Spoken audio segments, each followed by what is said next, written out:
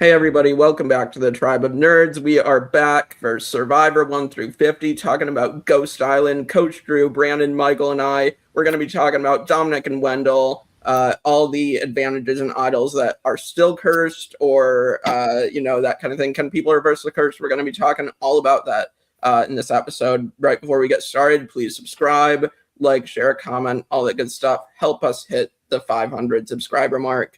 And with that, let's get started. So why did you guys want to discuss Survivor Ghost Island?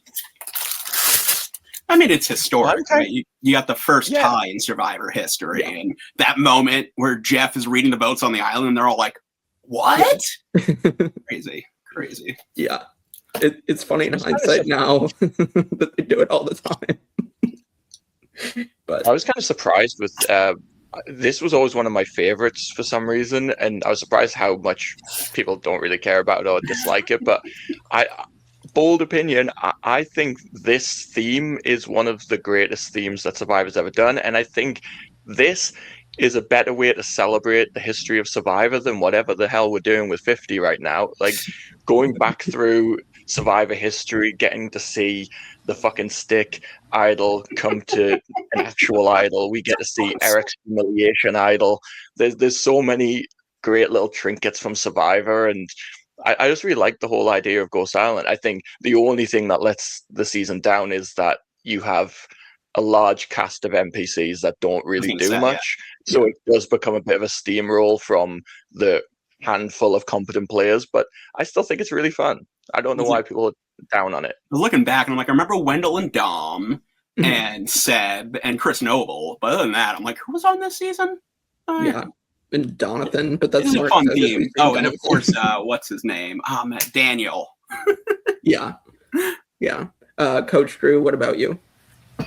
Well, I would say that every time I've done the marathon, when I get to Ghost Island, it's usually the part where I start to fall asleep and then have to start it over again, which usually pushes back my entire schedule because I have to rewatch the episodes I fell asleep on.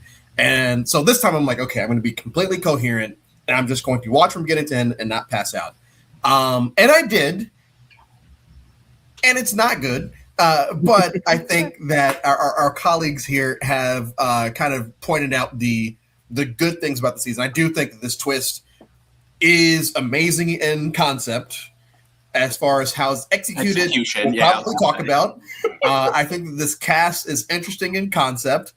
The way it's executed, I'm sure we'll talk about. But it's all the story is about Wendell Dom. Like, it's not about anything else the entire time. And I think because there's an extra person, like they're more compelling than another season where it's one person that just dominates the entire edit, Samoa. And so I like Samoa better than this one, but I like these two clearly more than that guy. So yeah, I'm excited to. I do like Samoa more. Yeah, I'm excited. Samoa had more what happens with this. Yeah, I think that this season, I think you guys hit the nail on the head. I do think the theme is actually really, really good. Like Michael said, like, it's cool to see the effing stick. It's cool to see James's idol, one of his idols, and then have it completely fall flat on its face again. You have JT's idol and Game Changers that went unplayed that someone stupidly doesn't play again, as we'll get into. But yeah, like, this has some really good aspects to it, but it's just let down by this cast. So that's the unfortunate part. I also think Dom and Wendell they're both so easy to root for. I think I guess Dom's a bit more villainous, but they're both quite likable and rootable players. Where it's like you don't mind that it's been dominated by these two because it's a fascinating partnership, and it leads to one of my biggest frustrations with Survivor is how by the numbers the finales are in terms of the final tribal, and this was a real live final tribal where we don't know which way it's going to go, and both are very deserving winners, and you end up with a historic moment. And the fact that we get I'd love to have seen behind the scenes of Jeff and production reading the votes in the urn before they come back and realizing they had a tie. Can you imagine little content bitch Jeff, he'd have been so happy. Be like, oh my God, we got a tie. This is what I live for. And getting to come back and do his big, we're going to read them here. And for Laurel to be the cast and vote again, it's kind of sad for Laurel because she is a player, but it's kind of perfect storytelling that she becomes the one that has to break this tie. Like, I don't know. I think it's a really fun season. Yeah, at least they had a plan. Like, if famously in Micronesia, it was almost a tie. Like, Eliza almost flipped her vote and it would have been 4-4. Yeah. And supposedly the plan was they're going to have to go to Fire live at the finale or something, or on the island. I don't know. That's what I heard. But my thing about the theme is that, like, a lot of it is like, hey, let's look at Eric and this dumb thing he did a long time ago. And, like, look at James and the dodo with his 2 idols. Like, they've beat that drum so many times. Let these people live, man. Like, and they'll do it again at the reunion. Oh yeah, yeah. Dude. Well, and to piggyback off of that, Michael, I know you brought it up earlier about how this is more of than what we might get for 50, and I do agree. Like, this is it almost has an old school feel to the season, just as a whole. Just like some of the strategy that goes into it, we're just like, hey, we're just gonna stick together. This Navidi struck. We're gonna do this, and we're gonna let, like, if you're at the top, you're probably never gonna not be at the top because you are controlling the game and no one wants to do anything. Much like old school Survivor, there are a lot of aspects in the season that I feel like are helped by the Ghost Island twist. I just wish that the actual twist had been done a little bit better. Like, there are a lot of episodes where it's nothing. Like, you break the thingy and it's just like, oh, sorry, can't do anything. It's like, you can't play today. Why? Yeah. Why? Yeah. What's the point of this? Even if it's a negative thing, at least make it something. And then also, I just want to point this out now, just in case we don't talk about it. Something that's always bothered me about the season is when Michael Yerger goes to play the fucking stick, and he says, "This is for Ozzy." It doesn't compute in my head because it's not for Ozzy; it's for Jason. It's not for Ozzy. Ozzy didn't screw up. Yeah, Jason sort of did, but not with that. He made the stick, but so I'm just gonna leave that there. But yeah, it's never sat right with me that he said this is for Ozzy. Shows that he didn't watch the season. Yeah, I don't think Michael Yerger is as good of a player as people give him credit for. Like, I think we'll get to him, but I think he makes a lot of mistakes that kind of contribute to that he's 18 years old and doesn't really have a lot of experience and didn't watch the show. He looks like 30, like. Yeah. So, and it's not like Michael Yerger's a terrible player. I think he'd have more potential now that he's, like, older, but, like, I just don't think now is, like, the right time of, like, for him. But yeah, let's get into the season. So, like, we get into the season, and immediately the tribes, we have Malolo and Navidi, and we have the immediate challenge in picking a leader, and we get Brendan versus Chris Noble, and we get Michael Yerger and Laurel and Seabass and was it Desiree? And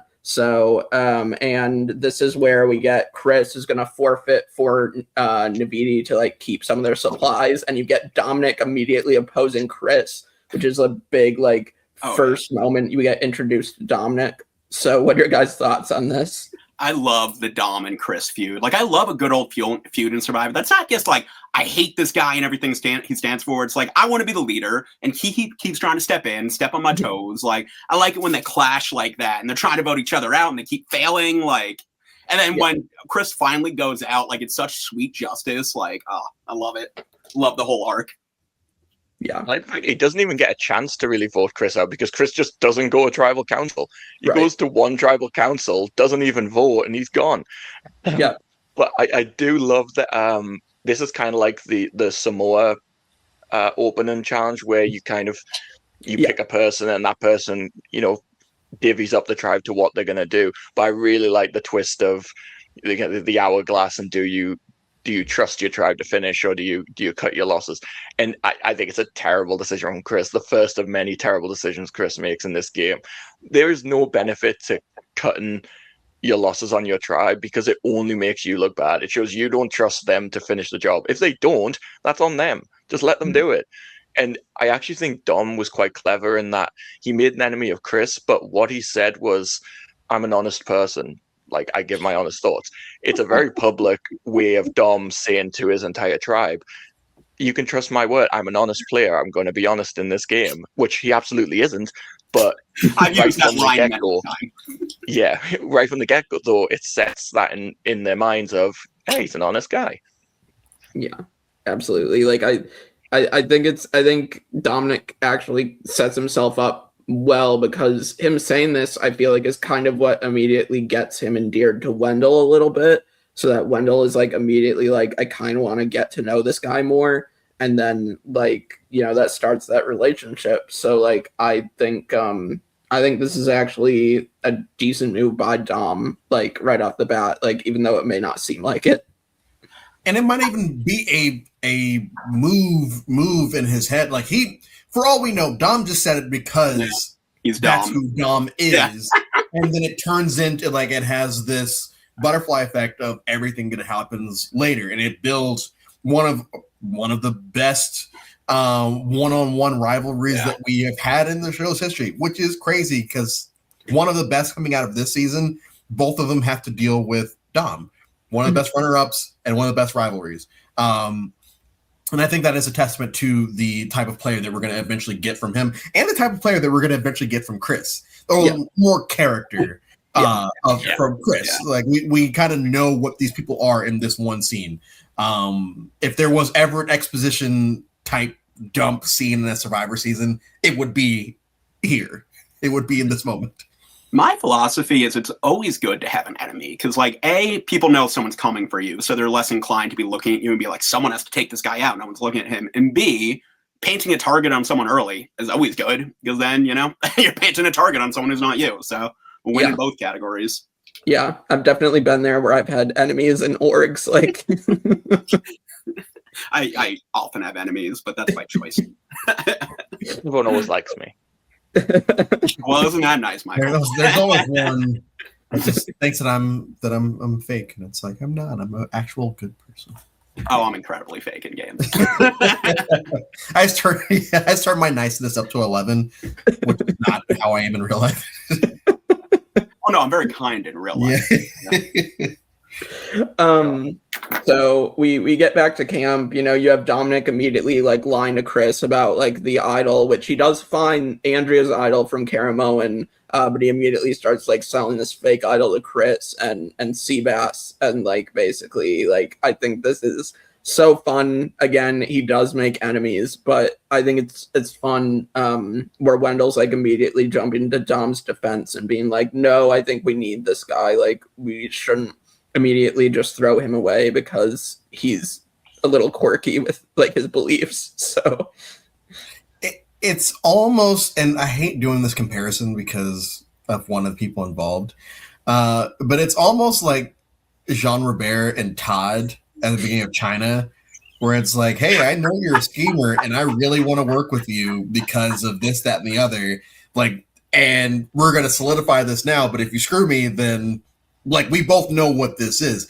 With these two, it's like, I feel like, which one's neither one of them? That's my question. Neither one of them are scumbags, but like, it becomes very clear, hey, this person might be a little rough around the edges and this person might be a schemer, but I feel like we could be really good, and I feel like we both understand that we're probably not going to go all the way, but in the meantime, why don't we just do this together? Yeah, I think, which is why it's a better version of whatever that was in China. I think Dom has some Jean Robert in him now that I look at it. I can see it. And I think Seabass is kind of an underrated player, honestly. I don't think he always gets the flowers.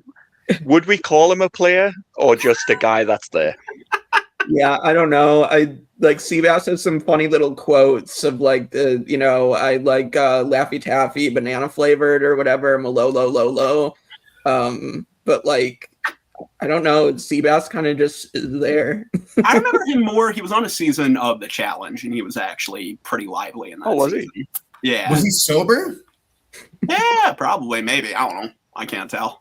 Yeah, because I mean, it's like reported that he was like super high at Final Tribal or something, or drunk. Or most of it. Like, almost every tribal after he gets voted out. Yeah. Yeah. But yeah, so and then Malolo, we have to talk about one of the best second boots in Survivor history. Since Billy Garcia, we've been waiting for another great second boot, and we get Jacob Derwin. Flaming out. Yeah. Derwin is. Can we talk about this disgusting guy? I'm sorry, I was never able to get on board with this Bob Ross looking motherfucker, because the fact that day one on the island, he's using his dirty sock in the rice and I was like, that's people's rice. Take your dirty sock out of the rice. I don't care if you're looking for an idol. It's so gross. It really freaks me out. I really don't like it. I can't watch it. Yeah, full disclosure, I did not have time to fully rewatch the season, so I don't remember that. But he's like, he's like a super fan who like gets on the show and like living his dream, and then he fucks it all up. And you love to see it, you hate to see it. Yeah, that happens more than you think on reality TV, where the super fan just overthinks everything. Yeah, and like he's in their own head and is playing 4D chess and doing the wrong things and just drops the ball so hard. But he was on the floor this last season and he made it like really far. That's what I'd seen online. So good for Jacob Derwin, but like he was definitely over his head. I thought he was gonna do decent from like the preseason. I remember I think I honestly picked Jacob Derwin as my winner pick back then. Yeah. I was like, let's get the nerdy winner pick out there. And then he completely fell flat in his face in one episode, and I'm just like, oh, okay. Yeah.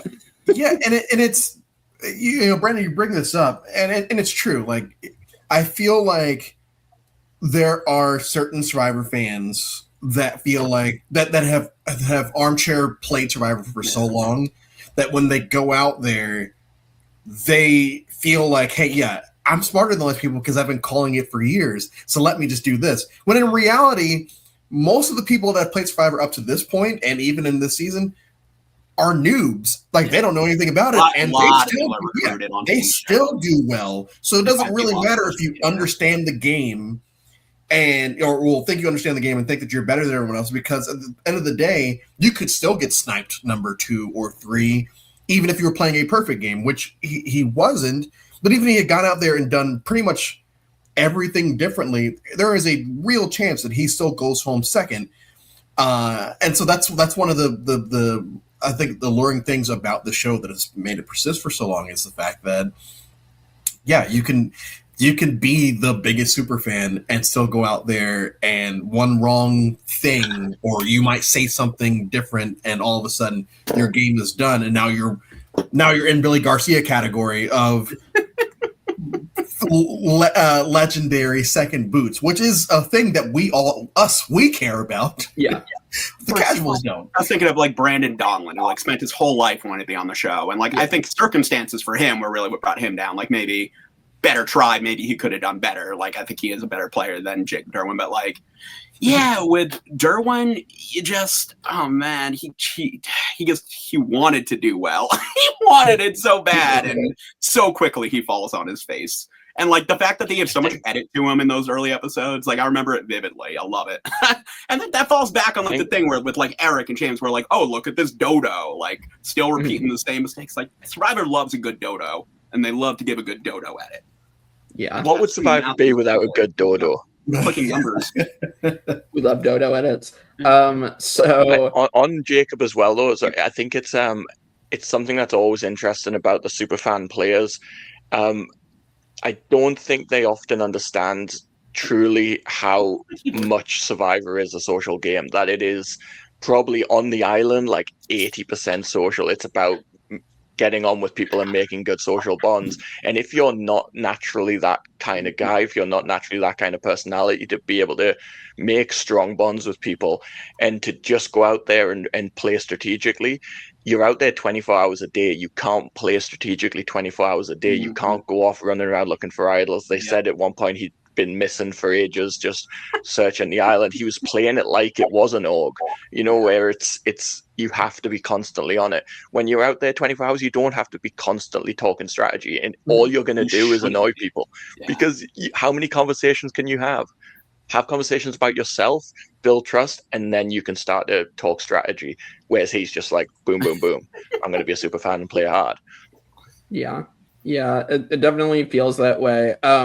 So we get to the immunity challenge, and Malolo does lose to Navidi, and we get Jacob basically baiting Navidi to send him to Ghost Island and being like, this is the best tribe of all time. It's obviously not going to be the best tribe of all time. It's going to be one of the worst. And so it succeeds. He does get to go to Ghost Island the first time. And so then he gets to pick up Sierra Dawn Thomas's legacy advantage. And this is where he's going to curse Morgan by sending it to her. So, yeah, I mean, this was probably the best like first advantage because it's obviously not like super overpowered to put in the game right away. But like this one makes sense to put in. So. Yeah, you start off high. It pays off as well. Yeah. Yes. Eventually down the line, yeah. And it start off this premiere episode. It's very good.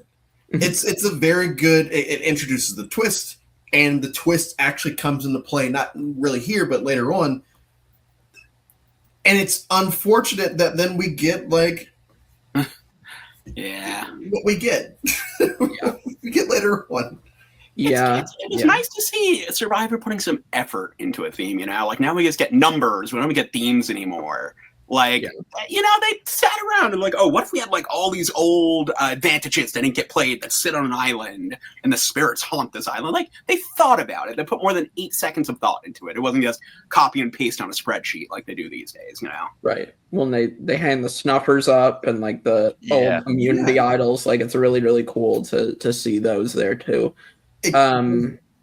But yeah, so Jacob gets that, and then he's immune from the first vote, and we're going to lose Gonzalez. We do also get Whispering once again at Tribal because Game Changers added that to the mix, so that is now a permanent thing of people going Whispering. And yeah, I don't know, like Gonzalez seems like she's a very strong personality, and it's like I feel like often in like this era of the show, like the 30s, I feel like we're getting a lot of first boots who are just like really strong personalities, so they get targeted immediately. Yeah, I don't remember my 30s. I actually really like Tribal Whisperer. I know people really don't, but I like Tribal Whispering when it's, you know, in game changes that happen. It's actual live tribals that could affect the vote. This was whispering for the sake of whispering at a vote that was very clearly going to be her. And all she was doing was going up and going, "Who are you voting for? Donovan." Okay, I'll try the next person. They all said they're voting Donovan. I guess he's going. One player I completely didn't really remember until watching it this time was Stephanie, and she was one of my favorites. I was gutted when she ends up leaving. I thought she was very good in this premiere, especially with getting the information from Jacob and really switching at the vote onto Gonzalez and making a good relationship with Donovan. I thought she was behind the scenes pulling strings in a way that people didn't really see, especially early on.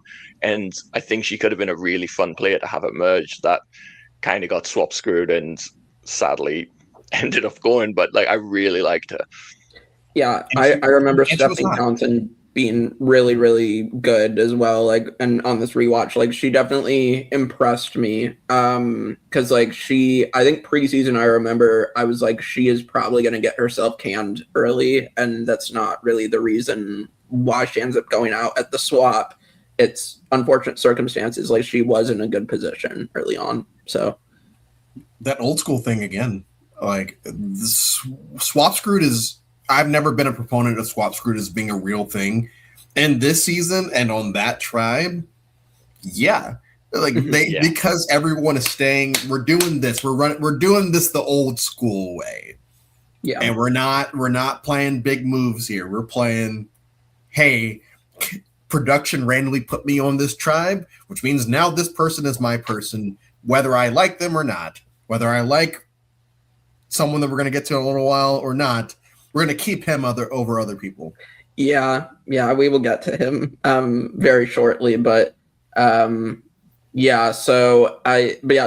Johnson is really impressive as a player. I think Brendan was also kind of swap screwed because I also thought he was leading his tribe for all intents and purposes. So then we are going to get another challenge. We get James Lim ends up not doing well at the challenge. Again, I'm so glad that they gave Donathan a shot in the game because he does end up coming in clutch in this challenge to try to save them from going to tribal. It doesn't. It sends him to Ghost Island, so I guess his performance got him sent there as well. But this is then where we're going to lose Jacob Derwin, although the majority decides James Lim's challenge performance is apparently going to get him targeted, which I feel bad for James. I do think what he does in the next episode with Morgan, with leading the charge on that move, I think James is actually, again, another impressive player in the pre-merge that has potential. Whenever I play orgs or live games, one of my icebreakers I like to ask people is, who's your survivor crush? Just to like learn how these people think. You'd be surprised how many people I get James as the answer, and like James Ghost Island James. Yep. Which I'm like, wow, you were like, that's a deep cut. And then I rewatched the season, I rewatched it this time. I was like, no, like one, yeah, James is a very attractive man, but like he's shown pretty prevalently for the episodes that he is around. Like he is not a main character, but he's a character that gets a lot of screen time. And obviously I'm glad that he doesn't go here. I guess I'm also sad that Jacob does, only because he's fun TV.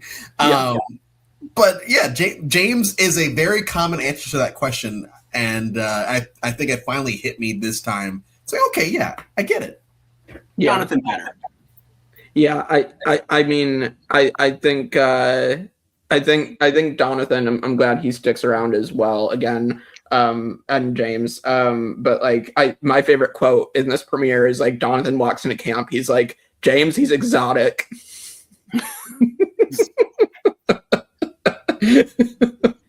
Not touching that one. That once or twice in my life. Yeah. Every time I see Jonathan, I just think of the Nick Wilson meme of, what was it? Vampire Jonathan. Evil Vampire Donathan. Evil Vampire Donathan.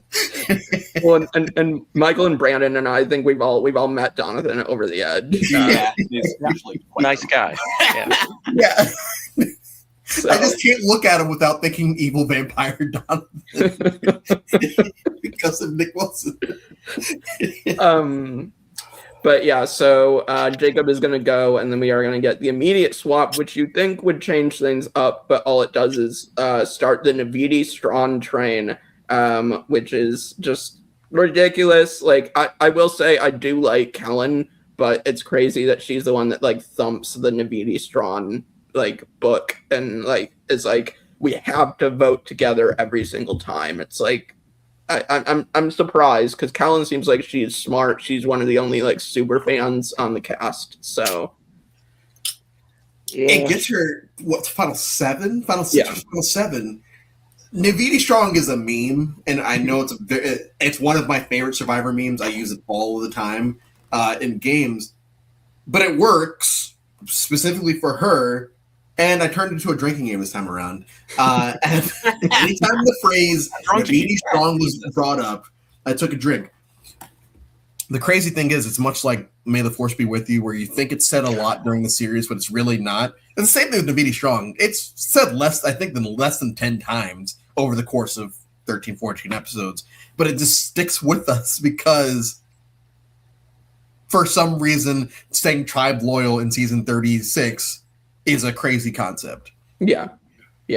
I mean, like, all of us have been there where we have the choice of staying loyal to our tribe, and I think we probably all made that decision in an org that it's best to stay loyal. But was it? Because I got my ass kicked to the curb the one time I did it. Whole tribe. Sorry, bud. I just think like Kellen seems like a really nice girl. Like, I don't want to be mean, but man, I don't know if I've seen many players who have worse reads consistently throughout a season. Like she's always just somehow going down the wrong avenue of like she doesn't believe that the girls could possibly be coming after her group. She doesn't like. There's so many things where I'm just like, oh man, you're so wrong. And it's really not a good look. I completely forgot she was on this season, but I like her on social media. She has very fun TikToks. She's also been like more prevalent since like coming on RHAP. Yeah. Like I think that's kind of why I like her more is because of RHAP. But And she won the Survivor Sequester. Yes, and she won Survivor Sequester. She won Survivor Sequester. Yeah, that's true. That's true. Didn't she like win it from overseas as well? Like she was she stayed up all through the night and then beat drunk Abby Maria at the end. I feel like anybody beats Abby Maria. Abby Maria was pissed drunk to the point where I don't remember who asked. I think Lauren Ashley Beck asked her, "What's one thing that got you to the end?" And Abby Maria just goes, "Social." What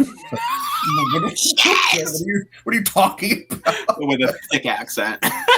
we don't deserve Abby Maria. But yeah, so then on the Navidi tribe, we do get Chris and Dom's rivalry continued. We also get Angela, which she becomes a target. I feel like Angela is another person who has like not really a good read on anything either in the game.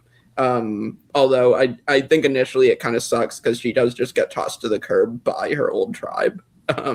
So I really feel for Angela because she does get. She's willing to go to rocks for these people. She is talking like, I will go to rocks for you, and Wendell's like, she's close to Chris, she gotta go. And yeah, I don't understand. Again, that's the frustration where Angela's path in the game to me seems pretty obvious. She's been cast out by her loyal allies. You have a minority that are desperate for people to work with them. Like, she's a perfect person to try and flip the game, but everyone just kind of just zeroes in on, well, we're just not going to ruffle any feathers or rustle any feathers, whichever one it is. Tyson, don't come for me. But I do feel for Angela, but she's kind of, after this, I feel she loses her confidence in the game, and she's just kind of there. After this blindside on her, she just kind of stagnates and tries not to be on the wrong side of anyone. Yeah, I agree. It's also just crazy to me that this season has the Morgan blindside, which is such a crazy move to pull off this early in the game, and then it just doesn't get the same like hype levels after this episode. Because Morgan again is someone who should go a lot farther in this game. She was well positioned on Navidi, and now all of a sudden she gets completely blindsided out of nowhere by the Malolos because the Navidis split. So. And also this is where we get like don't trust the cute blonde with Libby, which is going to haunt Libby for the rest of the season.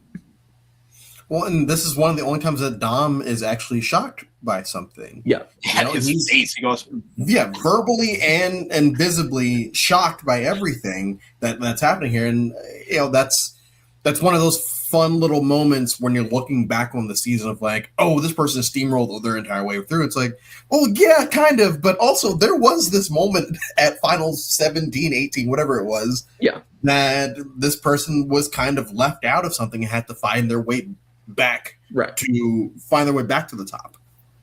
Yeah.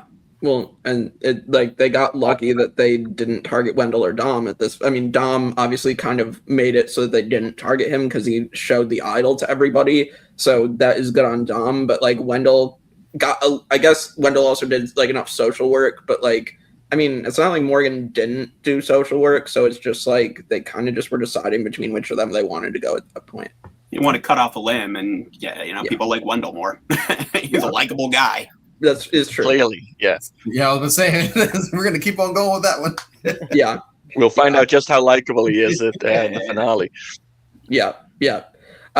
So, goodbye, Morgan. And then we are going to head back over to Malolo because we need to talk about the pre-merge villain. And this is interesting because I told Drew and Michael before we started recording, Bradley Cleggy went to my high school. Which is funny because I remember hearing, because I had graduated from high school at that point, that back there, like they, I think they had like him send a message to the high school students then at my high school of like, because he was on the show. And he had just gotten out of high school. Yeah. So it was just like, it's crazy that he came out of high school and then got cast on.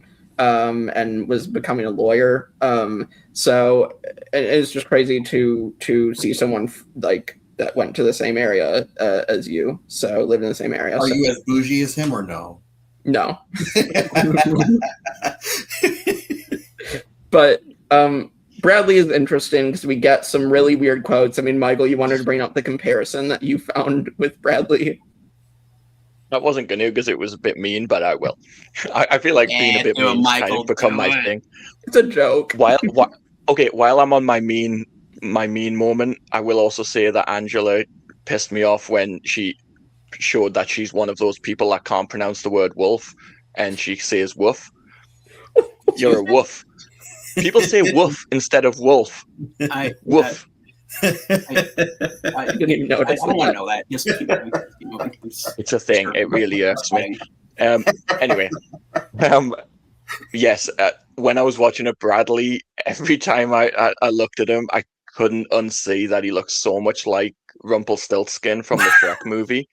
You know, the little animated Rumpelstiltskin. He's got so much of the look of that about him. Wait, no, I need to look. That is mean. I'm sorry. I'm sure Michael, he's a nice guy. I'm going to potentially give you a compliment then because you're bringing up comparisons. I think you look like someone. Do you know who have you ever been compared to someone in your life? Oh my God, yeah. Literally every single time I go on a night out, someone comes up to me when they're drunk and they say, "Have you ever heard you look like?" And it's always someone different. It's any bearded, long-haired man. I've been compared to them. I was going to say you look like Gary Oldman, but like... Yeah! Oh, shit, yeah! I was playing a game of traitors, and someone said, "You look like Gary Oldman."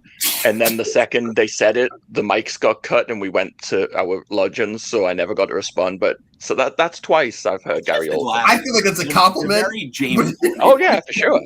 Yeah, the Commissioner Sirius Gordon, Black, man. Sirius Black, like I can see it. Yeah. And British. Gary Oldman's British. Yeah. I like how me being really mean about somebody turned into a compliment session about me. That's I'm looking at the it feels picture very now. unfair. I can see it. If the hair was red, and boom, right there.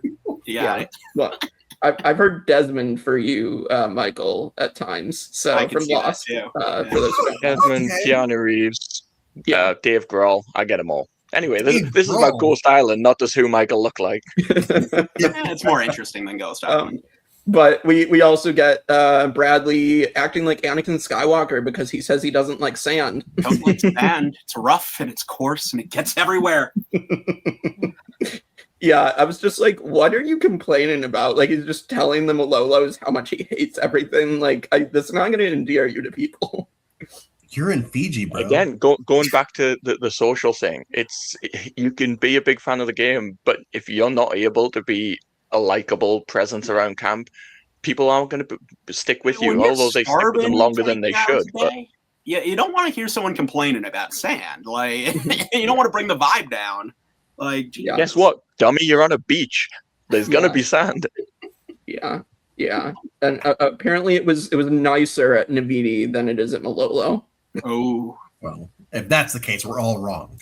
It's apparently according to him. I've seen so many seasons in Fiji, and I don't know which island is which. I know some people are like, "Oh yeah, that was the island from that season that tribe was on." I can't fucking tell, and I know they look very different, but cannot tell for my life. Yeah. Is this the episode as well where Michael does his whole double idol bluff? Yes. So I was just going to get to. So this is where the Malolos know they're at the bottom over here. So Michael finds one of James's idols, and he does something. I will give him credit here. Yeah. This is a good bluff, and it makes sense for the people who know the history. It just doesn't work out. I think the problem is that I feel like maybe he should have seen coming that him or Brendan were going to be targets, but I guess like it's a 25% chance that you're going to get it right anyway. So, yeah, earlier I said, oh, he probably hasn't seen Micronesia, which is ironic because I feel like he's definitely seen China because like he plays this so well for a move that doesn't end up actually mattering. He plays it very well. Just based on the edit, he doesn't break character. Like he's selling this and like, hey, you guys better not screw up because this is what this does. And if you go the wrong route, one of you guys are screwed. And I mean, once again, I feel like, I don't know. I think it was Brandon that's brought up the fact that he doesn't look 18. But let's in this bubble, he is really 18. Really? That is a bold and very smart move for a person of that age to pull something off like that. That yes, doesn't ultimately work, but like that's big braining. That's big braining. Opposite of what Jacob tried to do a couple episodes earlier, you know, and I've always had that one in my head of like, oh yeah, Yerger gets it. He gets it, and ultimately survives a lot longer. But you know, I mean, when you're against numbers, when you're in the bottom, you have two options. Either you try to find an in, which he wasn't going to, or you try and make a play. And he tried and make a play. Did it work? No, but he tried. I respect the hustle. Like. Even though the move didn't work, this is like one of my favorite moves of the season. Just because it didn't pan out, like it doesn't mean it wasn't a really great move. And I think it's always good if you're telling a lie for it to be a believable one. And like you said, this lie was completely believable that this idol would come back with this power, and they all believe him. It only doesn't work because he just happens to guess wrong, but that he manages to convince. And I think that's what's interesting. That's what I do like about Michael. Nothing he ever tries works, but he is actually very good at convincing people to believe what he's selling. It works later with Kellen. It works here with these people. Like, he's good at getting people to believe him. He's good at selling the lie.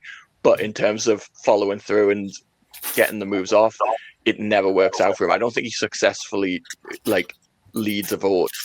It always just goes badly for him, and he just survives by happenstance. Yeah, should have worked with his age. Yeah, I want to say, like, I feel like my main gripe comes from him in the second swap, where I guess we can just get to it now.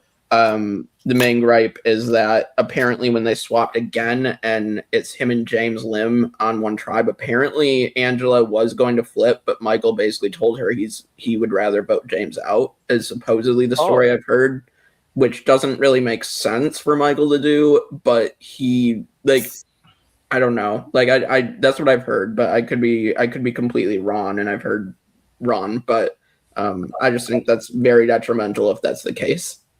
Yeah, I mean, if we're watching this in the bubble of the 43-minute edit of these episodes, is Yerger overhyped? Probably, but I would say that mainly in this instance, and I'm just gonna roll my eyes for the Aussie stick thing.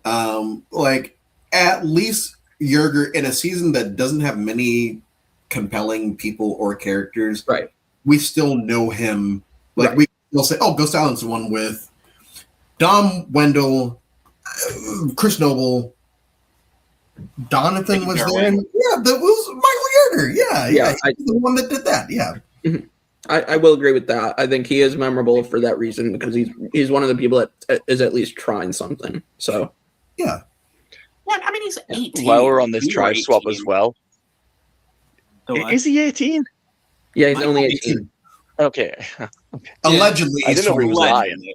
I mean, what was it? Millennials versus Gen X? Was that the other time they had a kid on? Like Will Ball and Julia Will Sokolowski and Koran. Jeff was like, I want to get all the 17-year-olds on my show.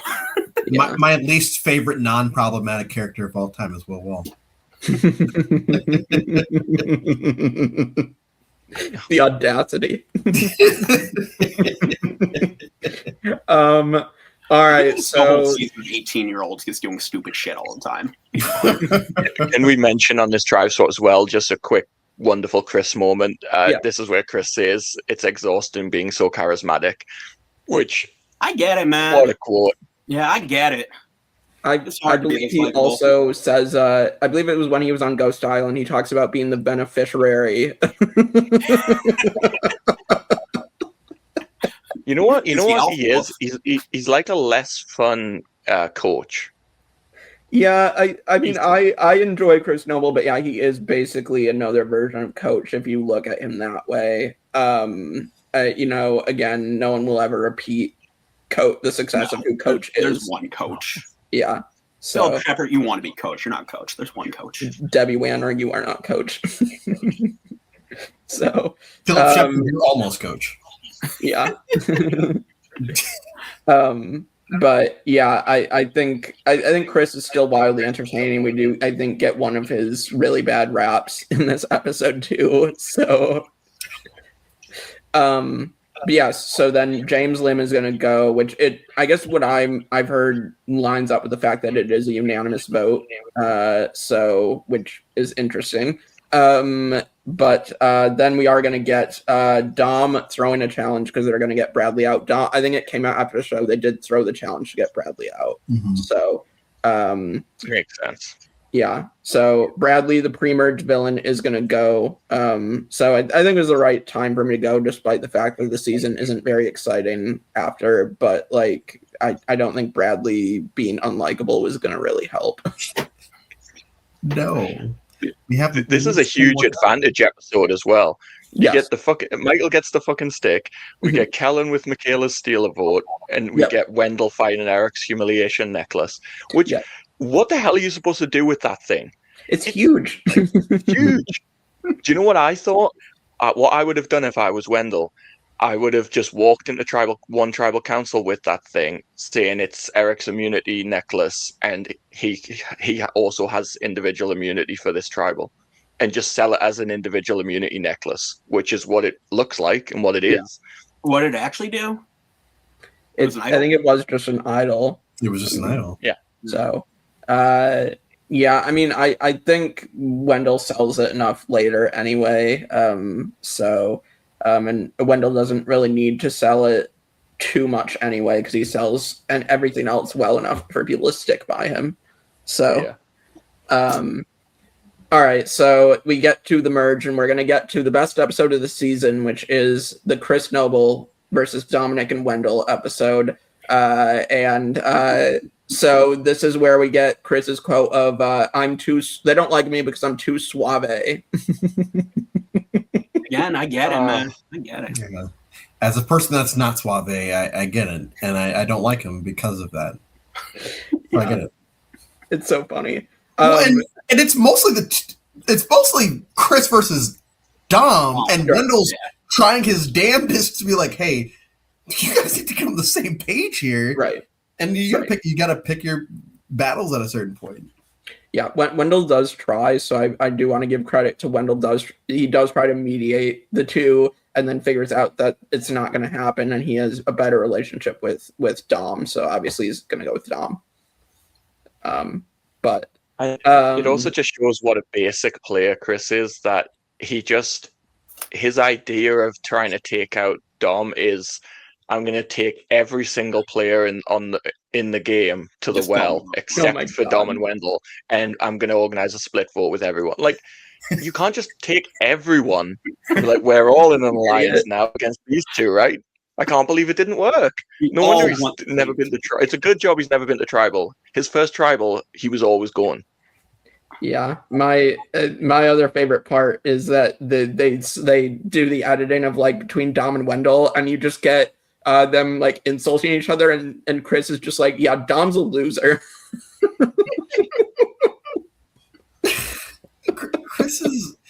Chris is the gift that will always, like, I know I brought this up last week, but the fact that Wendell gets the entire Winners at War jury to sing the Chris Noble rap from Ponderosa this season is in, like, Chris Noble will live on long after we're all gone.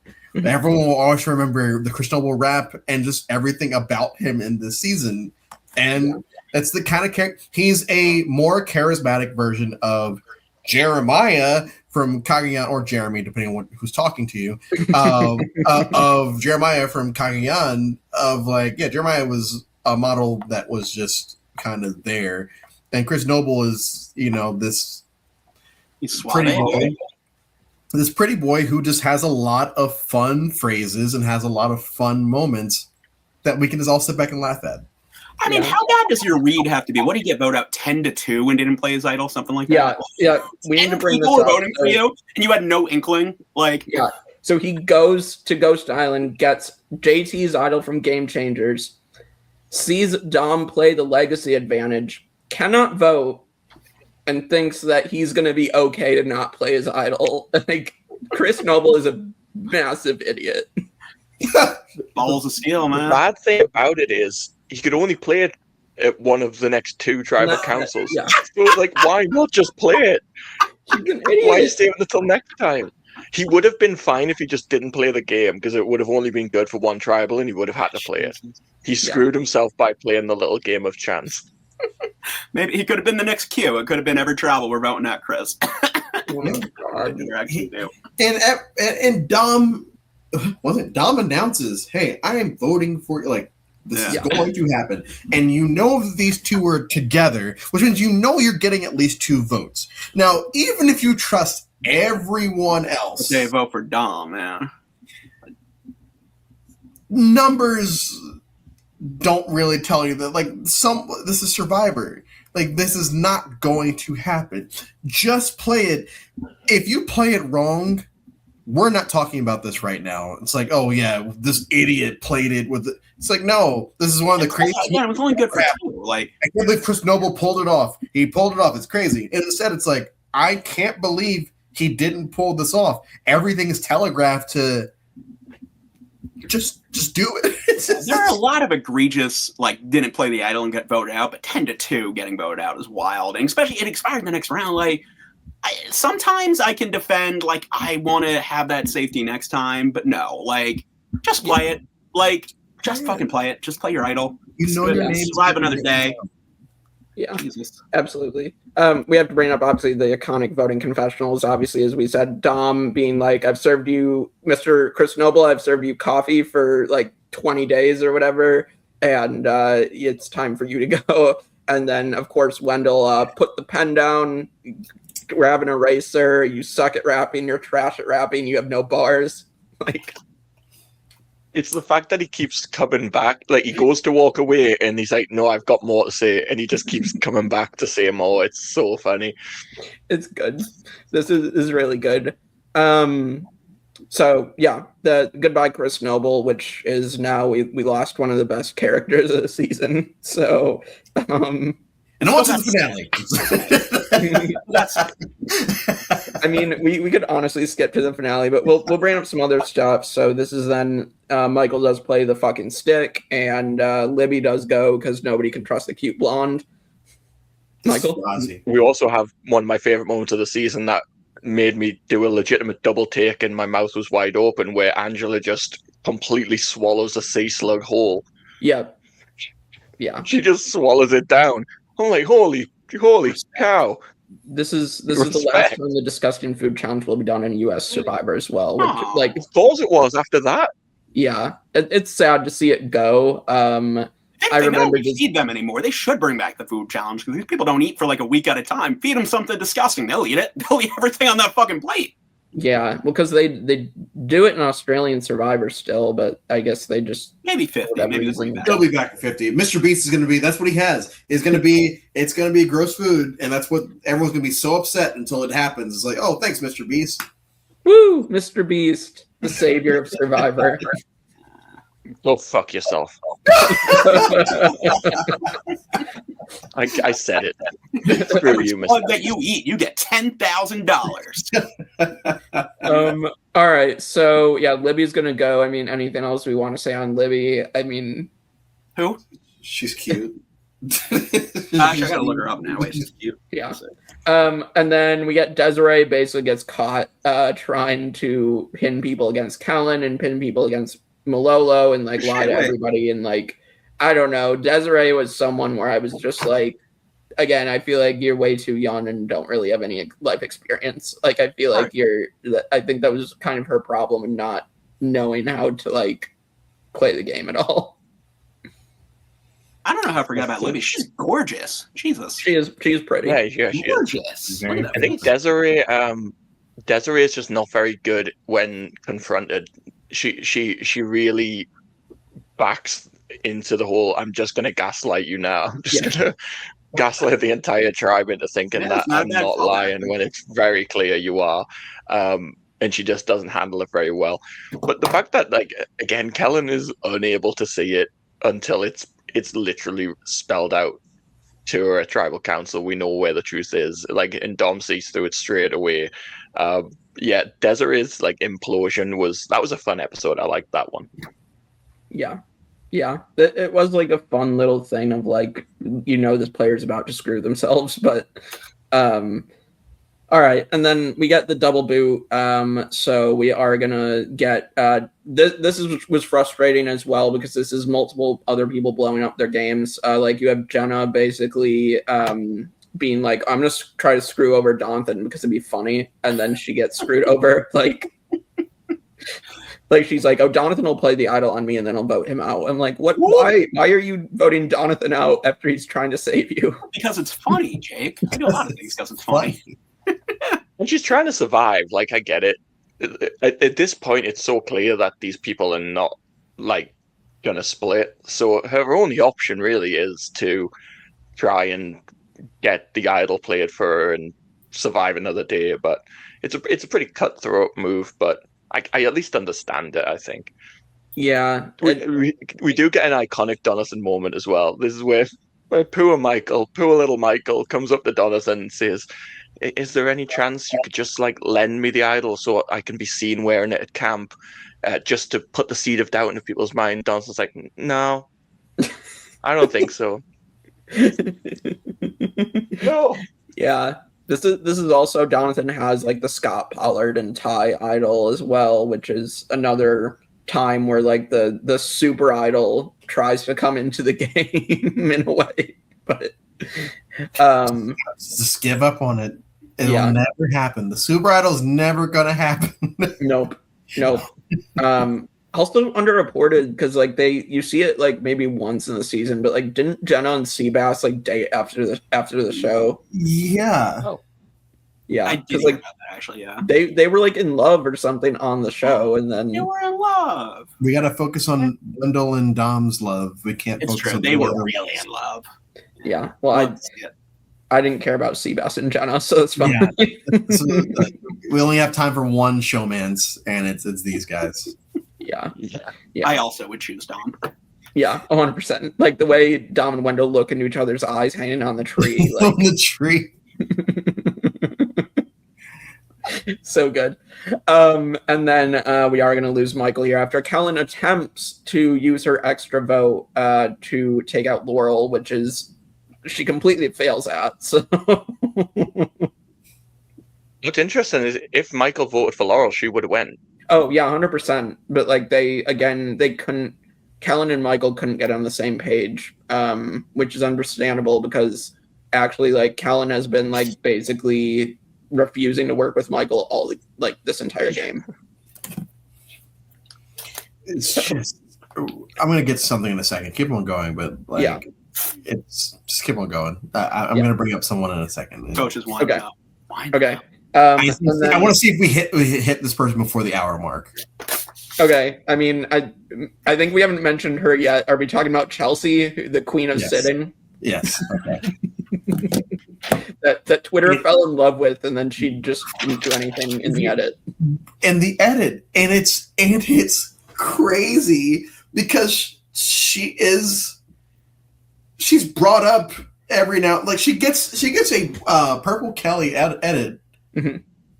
but for someone that like at least seems to understand kind of things that are going on, she wins one or two challenges, I can't remember, and like is perceived as like some type of threat, very similar to who you're going to talk about next week. Oh gosh. Final Five, Dave versus Goliath. That was Allison.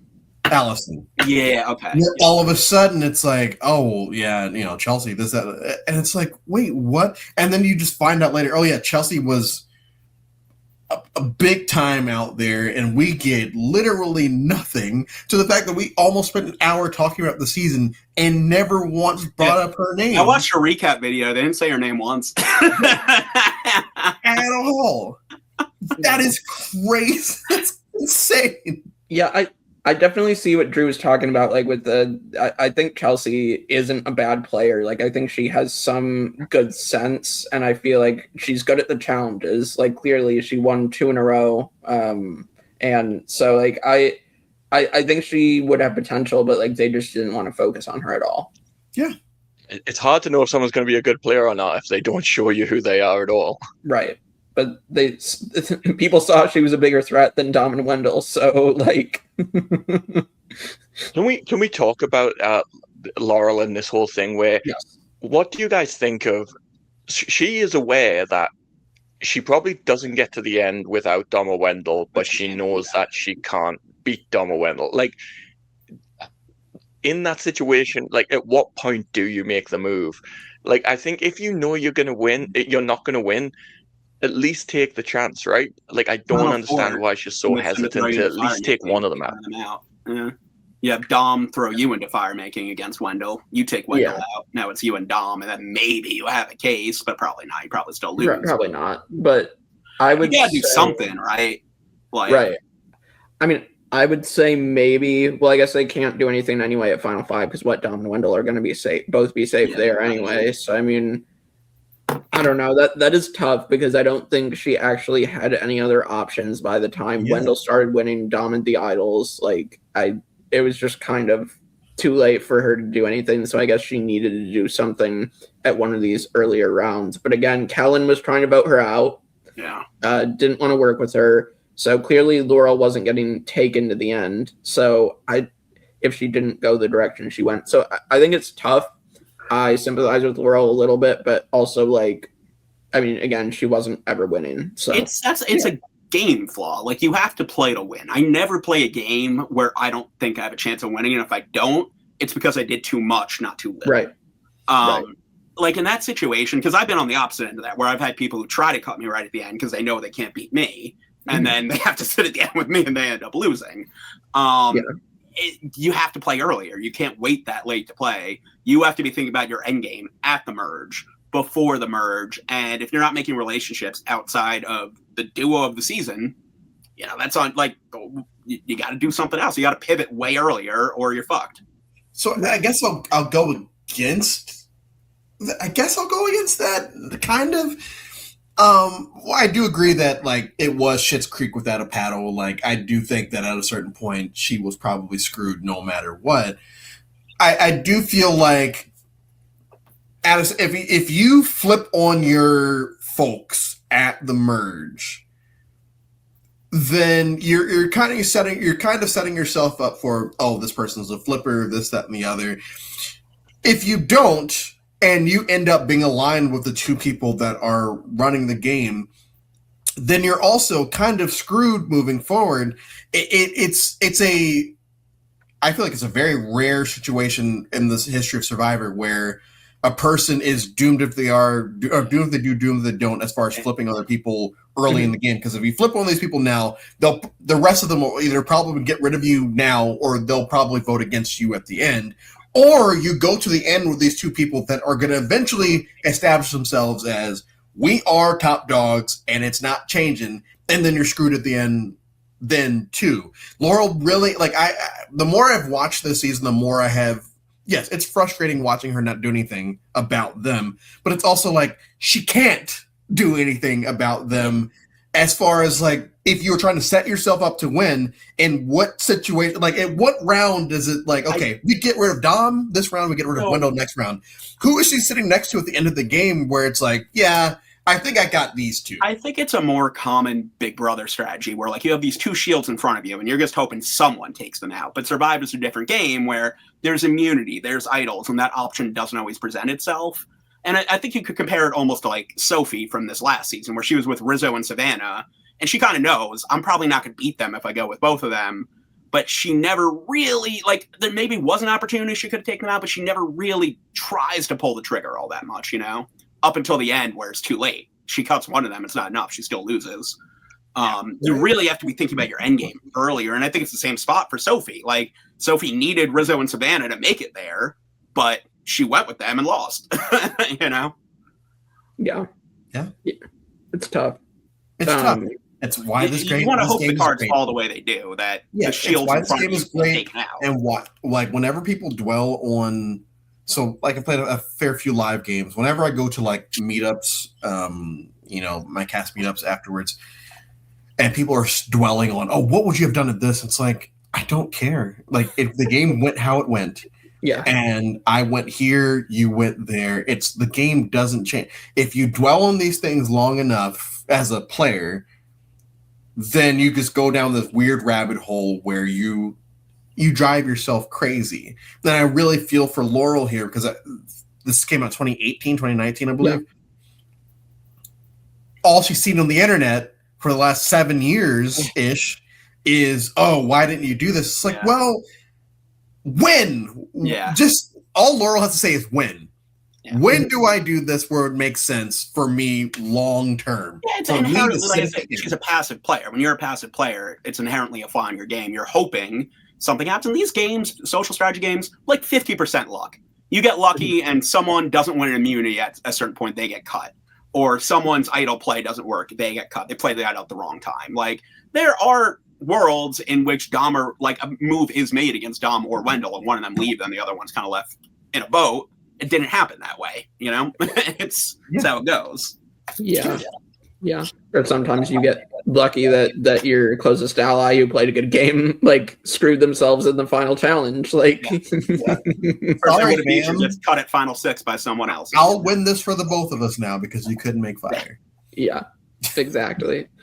All right, so we are then going to lose Callan at final 7. So Dom and Wendell continue the dominance. So the Nabidi Strawn leader is gone, and we get to our finale, and this is where we are going to get Dom's big showy move that ends up alienating some of the jurors because he ends up playing David and Jay's fake idol and basically pisses off Seabass. And so I don't know, like I definitely can see why I guess maybe kind of the more aggressive approach would kind of hurt some people's feelings, but at the same time, I kind of view it, I don't know, I just never saw this as like mean-spirited, like it wasn't like a Russell type of thing. Like I think Dom did it in a way that wasn't mean, but I guess other people didn't see it that way. Yeah. I like flashy moves. I respect flashy moves. They say to me, I'm not afraid. I'm going to, get out in front of everyone, like he was showboating and that's his personality. Again, I think you're right. I don't think it was malicious. I think he was just trying to make a statement. He was trying to make a big show because he knew how close to the finale he was. It wasn't what they wanted to see. It's the classic thing of like different juries are going to have like respect different things. And I think in other juries, Dom's potentially a unanimous winner. And I agree, it's not a Russell thing. I think it's someone that just enjoys the game and he likes having fun with it and being a showman and putting on a show for the jury. Like putting on a show for the jury is an important thing. He was hoping if he didn't win, he'd come back at some point, which he should have. He should be on 50. He's still going. He's going to come back. He's just not on 50. Is he? It sucks, but old man. He ain't that young. Yeah. Dom 100% should have been on 50 since we're on that conversation. I agree with you, but Dom will be back. When? 60 in 5 years? Yes. He was on the challenge. He was a lot of fun on the challenge. But... He was. For me, this kind of goes back to my old school conversation that we've all brought up, earlier in this, where the flashy moves are like moves that may be perceived as antagonistic were very much looked down upon back in the day. Mm-hmm. And in here, yes, I'm going to say the same thing that all of you guys have said. I don't think that it was a Russell thing, mainly because I don't like Russell and I do like Dom. So I didn't see it as this person is actively trying to be a dickhead. And 2 seasons later, we have Rick Devens doing basically the same almost every week. And the year before, we have Ben doing this almost every week, and the jury is respecting it. So, it goes back to the jury perception of things. And in this season, this cast, the season, the theme, everything around it just has such a old school vibe that if Ghost Island had premiered in 2002, a lot of people might have it in their top 20 because a lot of people have a lot of the old school seasons in their top 20. And this is pretty much as close as we're going to get to that. A lot of it's plus advantages forever. If everyone's complaining about 50, like, hey, what if we just did no advantages? Like, people would hate that. Oh yeah. They say they want this, but then they actually see it in real time. They're going to hate it because now we've been programmed to want big moves and want this and want that. If you go watch Survivor Borneo or Australia or whatever, there's none of that. It's just Navidi Strong. Yeah, I don't have We're the just right Navidi Strong, and that is it. People do. Right. Yeah, I agree with what you're saying, Drew, because I think like 100% this is like that old school type of season where one tribe just tries to pick off the other one. So, yeah, and so this is also where Seabass has an extra vote and doesn't play it because he gets manipulated and not doing it, and then Angela literally squeals on him to Dom. Like, this is a big wasted opportunity. Why doesn't Angela catch more flack than Laurel? I think because Angela should get way more flack than Laurel. This whole finale is essentially who is going to take the third seat and lose to either Wendell or Dom. It's just which one of them is going to sit next to these guys. That's essentially it. Like, I never believed for a second they both weren't making Final Tribal, unless Wendell like chokes on a fire, maybe. But they were obviously by the end as well. Like, they're obviously both getting there. Yeah, 100%. But yeah, so we are gonna get then Donathan getting picked off, and then we get the fire making, this is interesting because I have seen the real urns at Over the Edge as well. So we get Dom having to pick one of the urns. He picks the Kageon urn, which is funny for me now because in the Survivor trivia at Over the Edge, I knew it was the Kageon urn and they told me it wasn't. So, because they had us pick urns and be like, say how many votes were in here for each person, and they apparently thought it was Koron when it was so obviously Kageon. But they were so wrong. Yeah, they were. But it was still fun. But I was just like confused on that. But yeah, so Dom picks the Kageon urn, and then he has the choice. What we are going to see from Chris Underwood in a couple seasons of like, should he give up immunity and take out Wendell himself? He does not do that, and he sends Angela in, and Angela gets knocked out by Wendell. So I mean, this debate happens for so many seasons, right? The Chris Underwood, yes, that was the move he needed to win the game, and then you have like Erica or Xander in 41, you have Cassidy in 43, you have what have you, and it's just like, when this twist was introduced, it was only one season after Ben did it. Did he even get to see that season 36? No, right? They didn't even know the twist had happened. I don't think so. No, so they didn't even know there's fire making. He doesn't know what the stakes are here. And like, in a vacuum, you're looking at like, okay, we're so close. Like, if he knows my win condition is Wendell needs to go home, and if he's confident in his fire making skills, which I don't know how good Dom was at fire, but if you know, I don't win unless this person goes home, and you've been playing cutthroat the whole time, you have to make that decision, right? You think, win or go home. If I take Wendell out here, I win the game.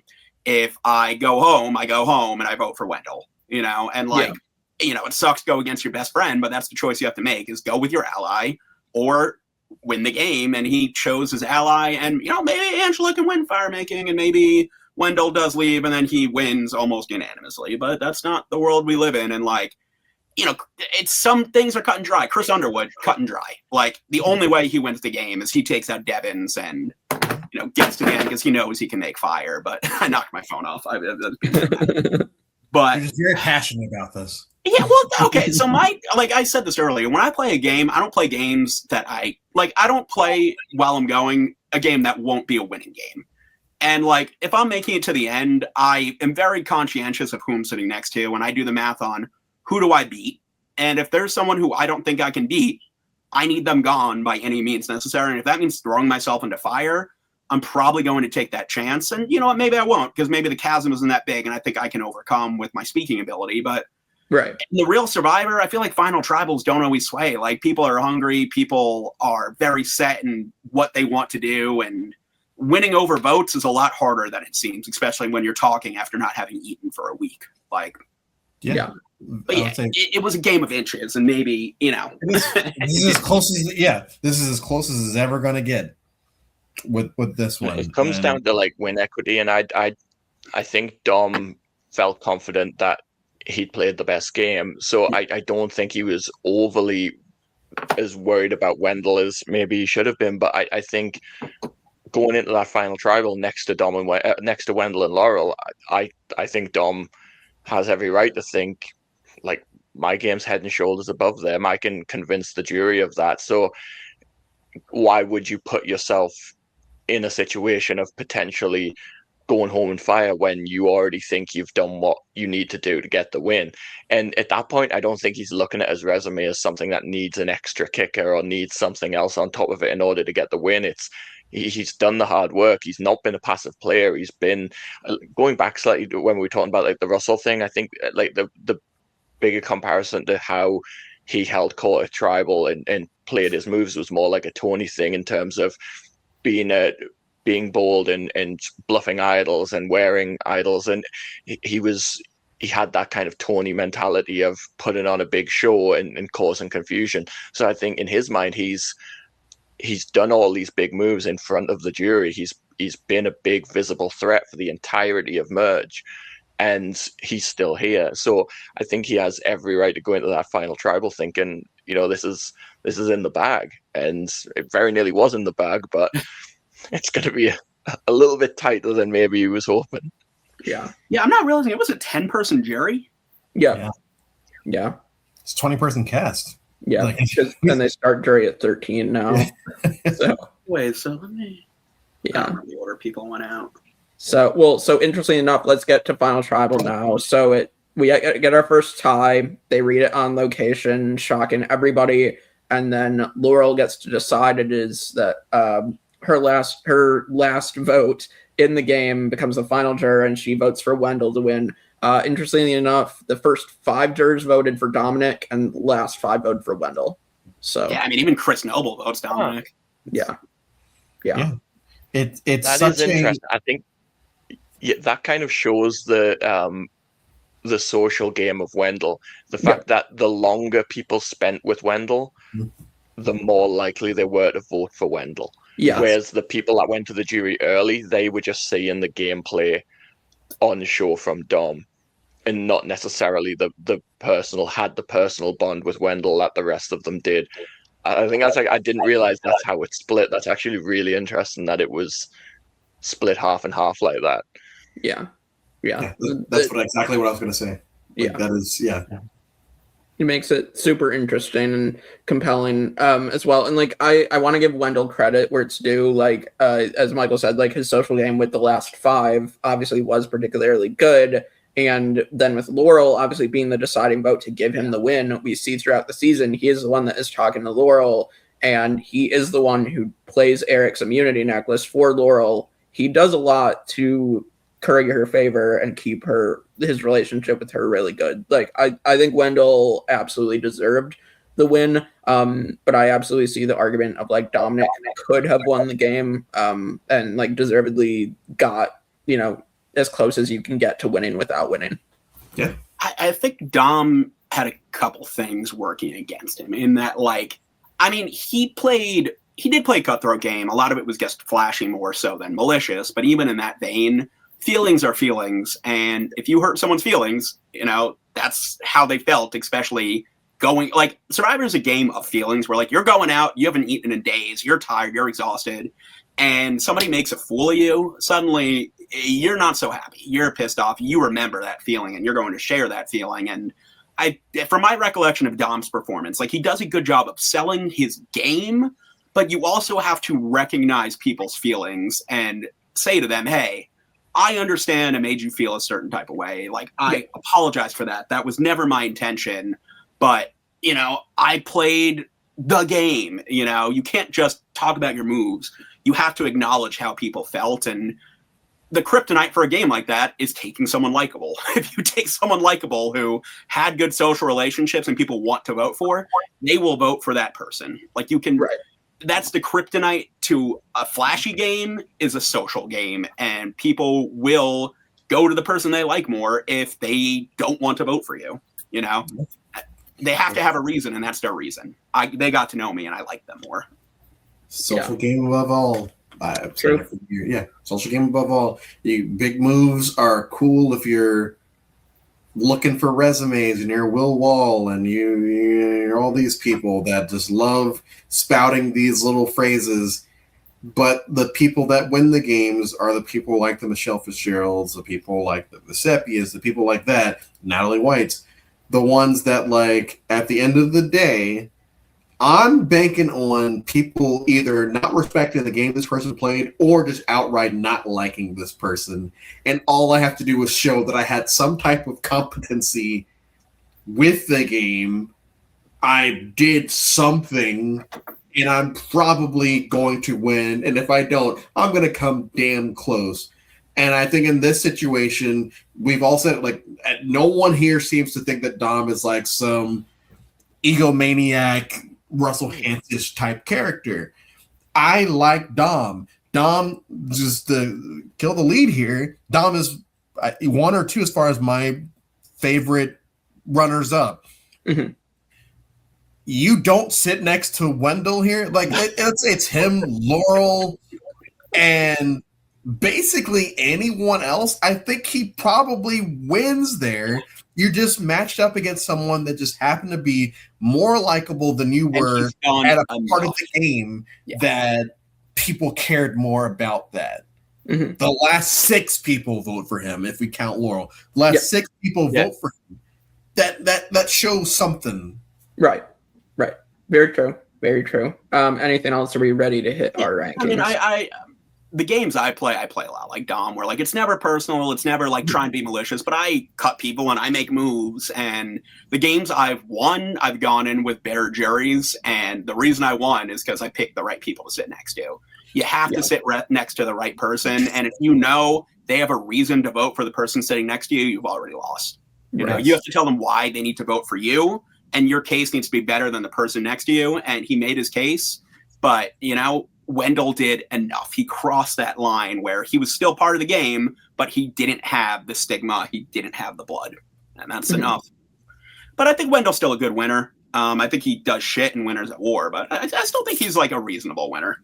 Yeah, and I've met Wendell before, and Wendell was super nice to me. So that's one question I was going to ask. Actually, you mentioned Winners at War. Say Dominic gets the win here. How do we think Dominic does in him and Tony clash the whole time? Him and Tony Dom probably goes right around where Wendell goes. Yeah, or even earlier. Wendell makes it relatively far. Exactly. Right? So I think that I think Dom makes either merge and fizzles out early, or he gets out earlier. Right.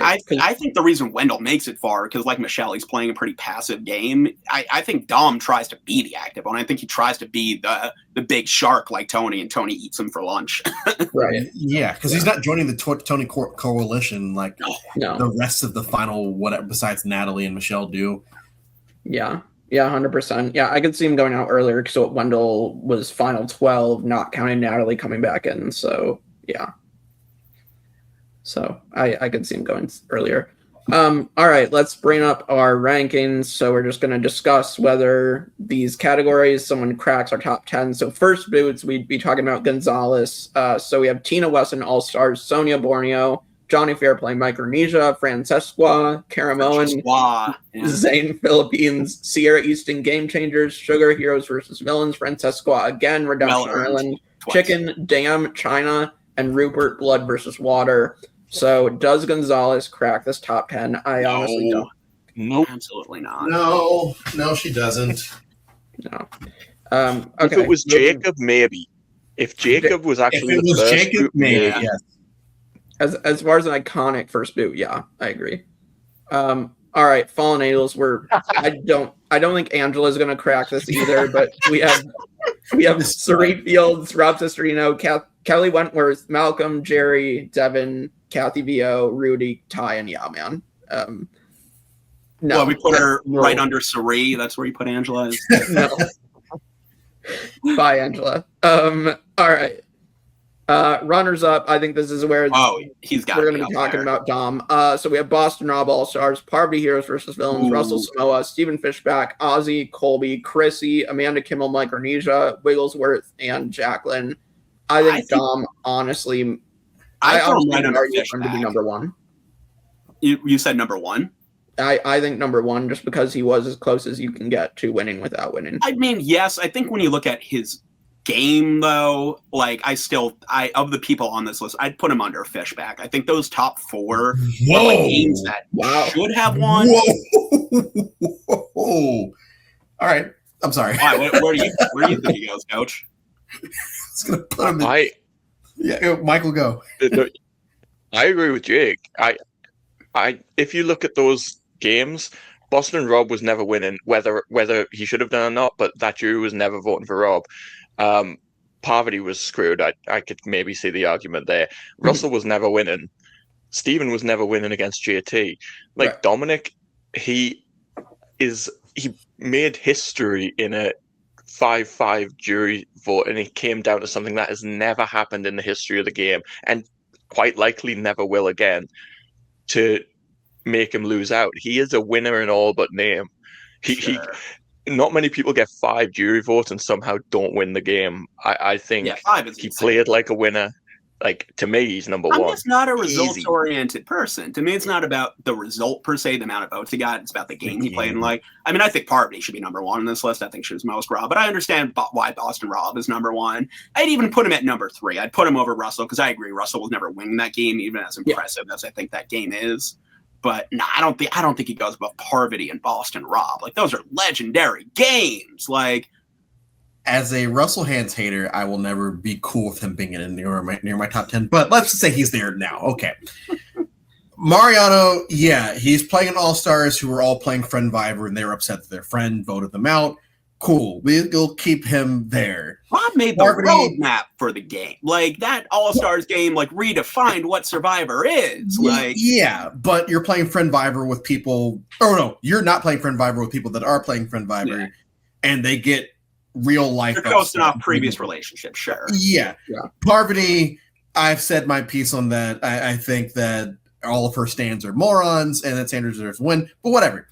Russell, I'm listening to her audiobook right now. Can fuck off. On chapter 4. She was born. I'll put Dom at 3 for me, but I'd be fine if Dom put number 1 or number 2. Top 3 though, anything above Russell Hands, and I'm all good. Okay, I'll land on top 3. Okay, so we have 2 1s. 2 1s and 2 3s. I think that's number 2. So he's going to go right under Boston Rob. Boston Rob? I guess so. I mean, based on the average. Oh. Has Dom played Traders? I don't think so. So I feel like I remember reading a rumor that he was going to at some point. I hope so. Yeah, he was fun on the challenge. I love Parvati. I'm objecting to the rest of the podcast. Bye. All right, winners. So we're going to see if Wendell cracks the top 10 here. We have Parvati, Micronesia. We have Tony Vlachos, Cagayan, Kim Spradlin, One World, Todd, China, Ewell, Cook Islands, Natalie Anderson, San Wendell Sir, Jeremy Collins, Sarah Lucina, Boston Rob, and Richard Hatch. And does Wendell crack this top 10? I haven't seen this list in a minute. I think Tony's way too high on this list, but I know it's a hot take too. Wow. Tony's first game is a shit show. Well, no, I think it's just for his Winners at War game, right? No. These awards haven't happened yet. Yeah, this is in Cagayan. Okay, all right. I'll give it to you. I'll give it to you. Yeah, no, he's not making this top 10. I'm trying to think of other winners. I don't know. He's in the top 20 for sure. But. Yeah, I think Wendell's in that category probably. But yeah, I don't think out of this top 10, I don't think he's better than these 10. Wendell's 22 on my list.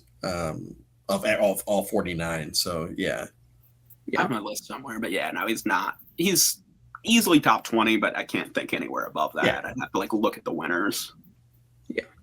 All right, and he's then not on this list and in the top 10. Goddamn. Got Boston Rob, no Tyson. Jesus Christ.